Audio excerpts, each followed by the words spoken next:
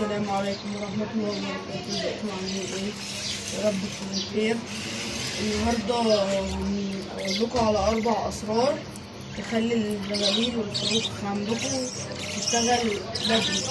يعني مثلا معنى الأسرار اللي بيشتغل عند 6-7 شهور كده، لو طبقت ال4 أسرار دول بالظبط صح، الأسرار اللي هيشتغل عند 3-4 شهور.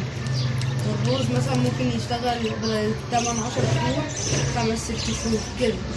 في تطبق بالظبط.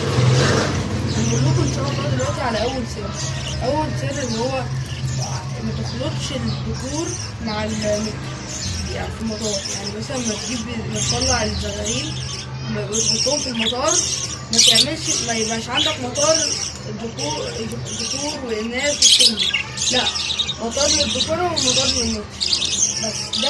دي حاجة مهمة. يعني لازم تبقى عندك الحاجة دي، عشان مثلا لو حطيتهم مع بعض ممكن تلاقي ذكر يتوالف مع نتاية ويفضلوا بقى متوالفين فترة كبيرة، فيعني ده هيأخر عملية الإنتاج عندك. استنوا معانا بقى وهنقول لكم على تاني سر. تاني سر معانا ان شاء الله دلوقتي، اللي هو تحطه قدام الزغاليل جنب المطار وكده حواليه، يبقى فيه جواز منتجة، الجواز بتنتج عندك. يعني دي حاجة مهمة جدا. ده برضو من أهم الحاجات اللي بتحفزها، وما يكونش ده برضو أهم سبب، اللي هو أهم سبب هو تالت سبب. فده من أهم الأسباب. يعني لما يشوفوا حواليهم جواز منتجة وكده هيحسوا إن دي فعلا البيئة المخصصة إن هما ينتجوا فيها. يعني شايفين الناس حواليهم بتنتج، يعني عصافير حواليها بتنتج، مش هيقلقوا من حاجة ولا يحصل لهم أي مشاكل. فده من الحاجات اللي هتخليهم تنتج. هنقول لكم دلوقتي عن ثالث سبب. ونجيلكوا بقى عن ثالث سبب، وهو أهم سبب. إنك ما يطلع عندك زغاليل لازم تعودهم إن هما ياكلوا كل حاجة. دي بيبقى موضوع تعود. انت ما بتشتري عصافير شغالة من السوق من المحل ويبقى صاحب العصافير مش معودهم، بتلاقي صعوبة اللي هما ياكلوا مثلا البيض، وجبة الخضار، الغلة، كل ده بيبقى صعب عليك انك تعودهم عليها. بس بالوقت بيتعودوا. يعني انت لازم تبقى برضو، هنقول لكم في فيديو ازاي تعودهم ان هما ياكلوا كل حاجة. انك تعودهم بقى انك ياكلوا كل حاجه تقدمها لهم بقى. يعني من هما طالعين بتجوعهم، بتشيل الاكل بالليل وتاكلهم وتحط لهم اللي انت عايز تحط لهم الصبح.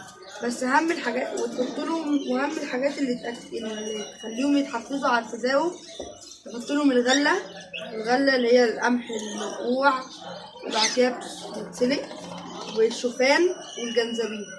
ده غير برضو الفيتامينات اللي هي المحفزات، في منها كذا نوع يعني كتير، بس هو اللي انا ضامنه واللي انا بشتغل بيه اللي هو سيلينيوم مستورد.